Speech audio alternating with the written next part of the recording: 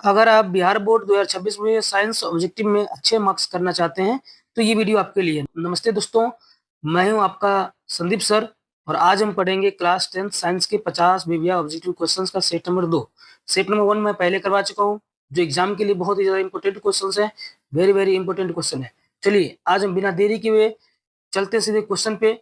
मैं आपसे रिक्वेस्ट करूंगा, अगर आपको वीडियो पसंद आता है तो चैनल को सब्सक्राइब कीजिएगा, वीडियो को लाइक कीजिएगा और साथ ही साथ आपका कितना क्वेश्चन सही करते हैं उसको कमेंट में जरूर लिख करके बताइएगा। चलिए, बिना देरी किए हुए चलते हैं आज के पहले क्वेश्चन की ओर। तो पहला क्वेश्चन है कि इनमें कौन सा तत्व विद्युत का अच्छा चालक है? इनमें से कौन सा तत्व है जो विद्युत का अच्छा चालक है? सल्फर, फास्फोरस, तांबा या फिर आयोडीन? इसका सही जवाब होगा ऑप्शन नंबर सी, तांबा। दूसरा प्रश्न है, मानव नेत्र में रेटिना का मुख्य कार्य क्या है? मानव नेत्र में रेटिना का मुख्य कार्य क्या है? प्रकाश को प्रवेश देना, प्रतिबिंब बनाना, प्रकाश का वर्तन, आंख की सुरक्षा? इसका सही जवाब होगा ऑप्शन नंबर बी, प्रतिबिंब बनाना। चलिए अगले प्रश्न की ओर चलते हैं। तीसरा क्वेश्चन है, निम्न में कौन सा अम्ल प्राकृतिक रूप से फलों में पाया जाता है? इनमें से कौन सा अम्ल है जो प्राकृतिक रूप से फलों में पाया जाता है? सल्फ्यूरिक अम्ल, सिट्रिक अम्ल, हाइड्रोक्लोरिक अम्ल या नाइट्रिक अम्ल? इसका सही जवाब होगा ऑप्शन नंबर बी, सिट्रिक अम्ल। अगले प्रश्न की ओर चलते हैं। क्वेश्चन नंबर 4, पौधों में भोजन का परिवहन किस ऊतक के द्वारा होता है? जाइलम, फ्लोएम, कैम्बियम या एपिडर्मिस? इसका सही जवाब होगा ऑप्शन नंबर बी, फ्लोएम। मैं पिछले सेट में भी बताया था ये क्वेश्चन। अगले क्वेश्चन की ओर चलते हैं। अगला क्वेश्चन है, विद्युत शक्ति का ऐसा मात्रक क्या है? वोल्ट, ओम, वाट या एम्पियर? इसका सही जवाब होगा ऑप्शन नंबर डी, एम्पियर। चलिए अगले प्रश्न की ओर चलते हैं। निम्न में से कौन सा धातु कमरे के ताप पर द्रव अवस्था में होता है? द्रव अवस्था में होता है। ऑप्शन है सोडियम, एल्युमिनियम, पारा या फिर लोहा? इसका सही जवाब होगा ऑप्शन नंबर सी, पारा। अगले प्रश्न की ओर चलते हैं। श्वसन की प्रक्रिया में ऊर्जा किस रूप में मुक्त होती है? उष्मा, एटीपी, ऑक्सीजन या फिर कार्बन डाइऑक्साइड? इसका सही जवाब होगा ऑप्शन नंबर बी, एटीपी। चलिए अगले प्रश्न की ओर चलते हैं। क्वेश्चन नंबर 8, इनमें से कौन सा बल संपर्क बल है? इनमें से कौन सा बल है जो संपर्क बल है? गुरुत्व बल, चुंबकीय बल, घर्षण बल या विद्युत बल? इसका सही जवाब होगा ऑप्शन नंबर सी, घर्षण बल। अगला प्रश्न, साबुन का जलीय विलयन कैसा होता है? अम्लीय, उदासीन, क्षारीय, नमकीन? इसका सही जवाब होगा ऑप्शन नंबर सी, क्षारीय। चलिए दोस्तों, अगले सवाल की ओर चलते हैं। प्रकाश संश्लेषण की क्रिया में कौन सी गैस अवशोषित होती है? प्रकाश संश्लेषण की क्रिया में कौन सी गैस अवशोषित होती है? Oxygen, nitrogen, hydrogen, carbon dioxide? इसका सही जवाब होगा option number D, carbon dioxide. चलिए अगले प्रश्न की ओर चलते हैं। मानव शरीर की सबसे बड़ी ग्रंथि कौन सी है? मानव शरीर की सबसे बड़ी ग्रंथि कौन सी है? अग्नाशय, थायराइड, यकृत या फिर पिट्यूटरी? इसका सही जवाब होगा ऑप्शन नंबर सी, यकृत। अगला प्रश्न, विद्युत धारा की दिशा किसके विपरीत होती है? विद्युत धारा की दिशा किसके विपरीत होती है? प्रोटॉन, न्यूट्रॉन, इलेक्ट्रॉन या आयन? इसका सही जवाब होगा ऑप्शन नंबर सी, इलेक्ट्रॉन। अगले प्रश्न की ओर बढ़ते हैं। इनमें से कौन सी मिश्र धातु है? इनमें से कौन सा मिश्र धातु है? लोहा, पीतल, तांबा या फिर चांदी? इसका सही जवाब होगा ऑप्शन नंबर बी, पीतल। अगले प्रश्न की ओर चलते हैं। 14 नंबर क्वेश्चन, पौधों में वाष्पोत्सर्जन मुख्यतः किस भाग से होता है? जड़, तना, पत्ती या फिर फूल? इसका सही जवाब होगा ऑप्शन नंबर सी, पत्ती। अगला प्रश्न, ओम का नियम किसके बीच संबंध बताता है? ओम का नियम किसके बीच संबंध बताता है? धारा और समय, वोल्टेज और शक्ति, धारा और प्रतिरोध, ऊर्जा और शक्ति? इसका सही जवाब होगा ऑप्शन नंबर सी, धारा और प्रतिरोध। अगला प्रश्न, अम्ल वर्षा का मुख्य कारण क्या है? CO2, SO2, O2 या फिर H2? इसका सही जवाब होगा ऑप्शन नंबर बी, SO2। अगला प्रश्न, मानव हृदय में कुल कितने कक्ष होते हैं? 2, 3, 4 या 5? इसका सही जवाब होगा ऑप्शन नंबर सी, 4। चलिए अगले प्रश्न की ओर चलते हैं। निम्न में कौन सा नवीकरणीय ऊर्जा स्रोत है? कोयला, पेट्रोलियम, सौर ऊर्जा, प्राकृतिक गैस? इसका सही जवाब होगा ऑप्शन नंबर सी, सौर ऊर्जा। कैल्शियम हाइड्रोक्साइड का सामान्य नाम क्या है? कैल्शियम हाइड्रोक्साइड का सामान्य नाम क्या है? बुझा हुआ चूना, चूना पत्थर, क्विक लाइम या फिर जिप्सम? इसका सही जवाब होगा ऑप्शन नंबर ए, बुझा हुआ चूना। अगला प्रश्न, डीएनए की संरचना का पता किसने लगाया? डार्विन, मेंडल, वाटसन और क्रिक और हर्शे। इसका सही जवाब होगा ऑप्शन नंबर सी, वाटसन और क्रिक। चलिए अगले सवाल की ओर चलते हैं। इनमें से कौन सा पौधा हार्मोन है? इनमें से कौन सा पौधा हार्मोन है?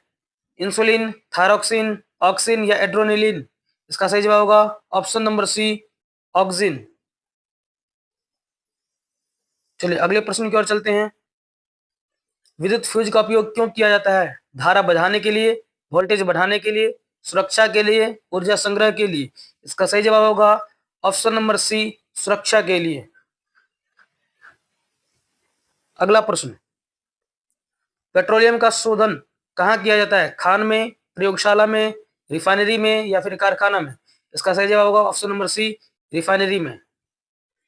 मानव में ऑक्सीजन का परिवहन कौन करता है? प्लाज्मा, प्लेटलेट, हीमोग्लोबिन या लसिका। इसका सही जवाब होगा ऑप्शन नंबर सी, हीमोग्लोबिन। अगला प्रश्न, चुंबक के समान ध्रुव को क्या कहते हैं? चुंबक के समान ध्रुव क्या करते हैं? आकर्षित, विकर्षित, स्थिर या फिर नष्ट। इसका सही जवाब होगा ऑप्शन नंबर बी, विकर्षित। अगला प्रश्न, निम्न में कौन सा रासायनिक परिवर्तन है? बर्फ का पिघलना, पानी का उबलना, लोहे में जंग लगना, कांच टूटना। इसका सही जवाब होगा ऑप्शन नंबर सी, लोहे में जंग लगना। अगला सवाल, प्रकाश का वर्तन किस कारण होता है? वेग परिवर्तन, द्रव्यमान परिवर्तन, ऊर्जा ह्रास या फिर ताप परिवर्तन। इसका सही जवाब होगा ऑप्शन नंबर ए, वेग परिवर्तन। अगला प्रश्न, श्वसन में प्रयुक्त एंजाइम किस प्रकार के होते हैं? प्रोटीन, कार्बोहाइड्रेट, वसा या फिर खनिज। इसका सही जवाब होगा ऑप्शन नंबर ए, प्रोटीन। अगला प्रश्न, इनमें से कौन सा धातु जंग नहीं खाता? लोहा, तांबा, अल्युमिनियम, सोना। इनमें से कौन सा धातु जंग नहीं खाता? इसका सही जवाब होगा ऑप्शन नंबर डी, सोना। अगला प्रश्न, अम्ल और क्षार पहचानने के लिए कौन सा सूचक प्रयोग होता है? अम्ल और क्षार पहचानने के लिए कौन सा सूचक प्रयोग होता है? Thermometer, litmus, barometer, ammeter. इसका सही जवाब होगा ऑप्शन नंबर बी, लिटमस। अगला प्रश्न, मानव शरीर में यूरिया कहाँ बनता है? वृक्क, यकृत, फेफड़ा या फिर अमाशय। इसका सही जवाब होगा ऑप्शन नंबर बी, यकृत। दोस्तों अगर वीडियो पसंद आ रही हो चैनल को सब्सक्राइब कीजिएगा और कमेंट में जरूर बताइएगा अभी तक आपने कितना नंबर क्वेश्चन अभी तक सही किया है। चलिए अगले क्वेश्चन की ओर चलते हैं। क्वेश्चन नंबर 32, विद्युत मोटर किस सिद्धांत पर कार्य करती है? विद्युत मोटर किस सिद्धांत पर कार्य करती है? विद्युत प्रेरण, चुंबकीय प्रभाव, उष्मीय प्रभाव, रासायनिक प्रभाव। इसका सही जवाब होगा ऑप्शन नंबर बी, चुंबकीय प्रभाव। अगला प्रश्न, इनमें से कौन सा हरित गृह गैस है? इसमें से कौन सा ग्रीन हाउस गैस है? ऑक्सीजन, नाइट्रोजन, कार्बन डाइऑक्साइड या फिर आर्गन। इसका सही जवाब होगा option number C, carbon dioxide. अगले प्रश्न की ओर चलते हैं। पाचन की प्रक्रिया कहाँ पूर्ण होती है? मुख में, अमाशय में, छोटी आंत में या बड़ी आंत में। इसका सही जवाब होगा ऑप्शन नंबर सी, छोटी आंत में। विद्युत ऊर्जा का व्यावसायिक मात्रक क्या है? जूल, वाट, किलोवाट घंटा या फिर एम्पियर। इसका सही जवाब होगा ऑप्शन नंबर सी, किलोवाट घंटा। चलिए अगला प्रश्न, इनमें कौन सा अधातु ठोस है? इनमें से कौन सा अधातु ठोस है? ब्रोमीन, आयोडीन, ऑक्सीजन या हाइड्रोजन। इसका सही जवाब होगा ऑप्शन नंबर बी, आयोडीन। अगला प्रश्न, पौधों में श्वसन किस समय होता है? दिन में, रात में, केवल प्रकाश में, दिन और रात दोनों में। इसका सही जवाब होगा ऑप्शन नंबर डी, दिन और रात दोनों में। अगला प्रश्न, उत्तल लेंस का आवर्धन कब ऋणात्मक होता है? वास्तविक प्रतिबिंब में, आभासी प्रतिबिंब में, फोकस पर या फिर अनंत पर। इसका सही जवाब होगा ऑप्शन नंबर ए, वास्तविक प्रतिबिंब में। अगला प्रश्न, निम्न में कौन सा जैव अपघटनीय कचरा है? इनमें से कौन सा जैव अपघटनीय कचरा है? प्लास्टिक, कांच, कागज, पॉलिथीन। इसका सही जवाब होगा ऑप्शन नंबर सी, कागज। अगला प्रश्न, मानव में रक्त का थक्का जमाने में कौन सहायक है? आरबीसी, डब्ल्यूबीसी, प्लेटलेट्स या फिर प्लाज्मा। इसका सही जवाब होगा ऑप्शन नंबर सी, प्लेटलेट्स।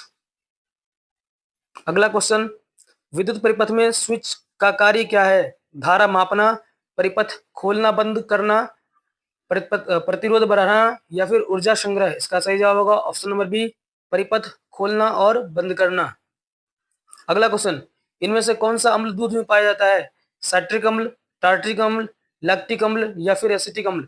इसका सही जवाब होगा ऑप्शन नंबर सी, लैक्टिक अम्ल। अगला प्रश्न, पौधों की वृद्धि के लिए कौन सा हार्मोन उत्तरदायी है? जिबरेलिन, इंसुलिन, एड्रेनालिन या फिर थायरोक्सिन। इसका सही जवाब होगा ऑप्शन नंबर ए, जिबरेलिन।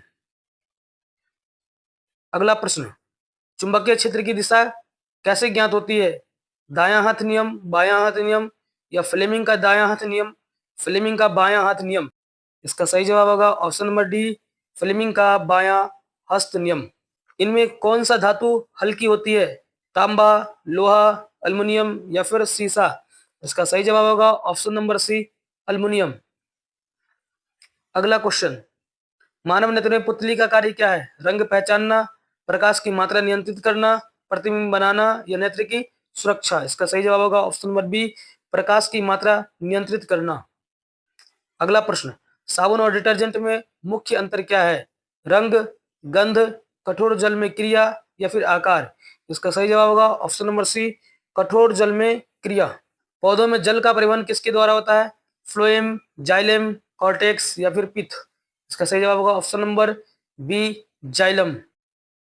अगला प्रश्न, विद्युत धारा की इकाई क्या है? वोल्ट, ओम, एम्पियर या फिर वाट।